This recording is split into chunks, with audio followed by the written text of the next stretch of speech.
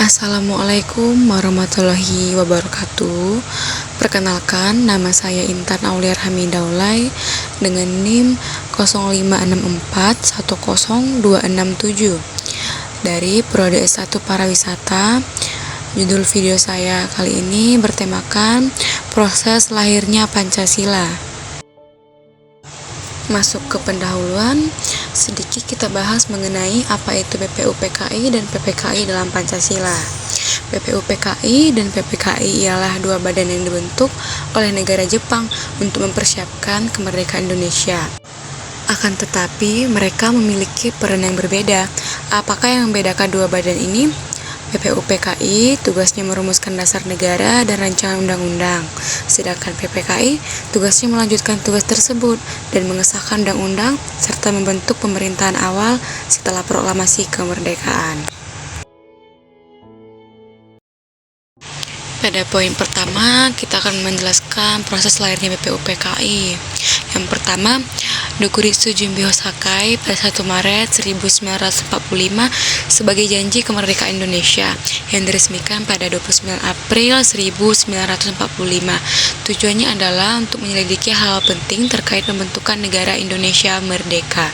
Yang kedua, sidang pertama BPUPKI pada 29 Mei sampai dengan 1 Juni 1945 membahas dasar negara. Pada tanggal 1 Juni 1945, Soekarno menyampaikan pidatonya yang mengusulkan 5 dasar negara dan menamakannya Pancasila. Yang ketiga, sidang kedua berlangsung pada 10 sampai dengan 17 Juli 1945 untuk membahas rancangan Undang-Undang Dasar. Dan masuk pada poin kedua, proses lahirnya Piagam Jakarta. Yang pertama, sidang pertama dibentuk panitia kecil yang beranggotakan 9 orang atau dikenal sebagai panitia 9.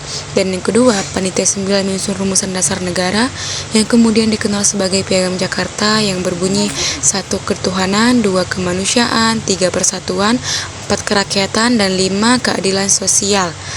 Dan yang terakhir, Piagam Jakarta ini berfungsi sebagai rancangan pembukaan Undang-Undang Dasar. Dan di poin ketiga, proses lahirnya PPKI. Yang pertama, setelah tugas BPUPKI dianggap selesai, badan tersebut dibubarkan pada 7 Agustus 1945 dan diganti dengan Panitia Persiapan Kemerdekaan Indonesia atau PPKI atau Dokuritsu Junbi Inkai. Dan yang kedua, anggota PPKI dipilih langsung oleh Jenderal Besar Trausi, penguasa tertinggi Jepang di Asia Tenggara, dan PPKI bertugas mempersiapkan proklamasi kemerdekaan, memindahkan kekuasaan, dan membentuk Undang-Undang Dasar serta tata kenegaraan Republik. Dan yang ketiga, PPKI melakukan sidang pada 18 Agustus 1945 dan mengesahkan hasil-hasil yang dirumuskan oleh BPUPKI seperti Undang-Undang dan Pancasila serta memilih presiden dan wakil presiden pertama di Indonesia. Baiklah, setelah kita mengetahui proses lahirnya Pancasila dari ketiga poin tersebut, mari kita melihat nilai yang tercerminnya. Yang pertama dari BPUPKI yaitu mengutamakan persatuan dan kesatuan bangsa sebagai tujuan utama. Yang kedua, kerja keras dan rendah hati, tidaklah sombong dan bersedia menerima pendapat yang dianggap lebih baik. Yang ketiga, kebersamaan hingga menghargai pendapat. Dan yang kedua, nilai yang tercermin dari Piagam Jakarta mengutamakan persatuan dan rela berkorban. Yang ketiga, nilai yang tercermin dari PPKI, 1. Menerima keputusan bersama berupa musyawarah yang telah disepakati. Kedua, persatuan dan toleransi, mengutamakan perbedaan, mempertimbangkan keberagaman suku bangsa di Indonesia. Pelajaran yang dapat kita ambil dari peristiwa proses lahirnya Pancasila, apakah nilai Pancasila ini masih relevan bagi anak muda saat ini?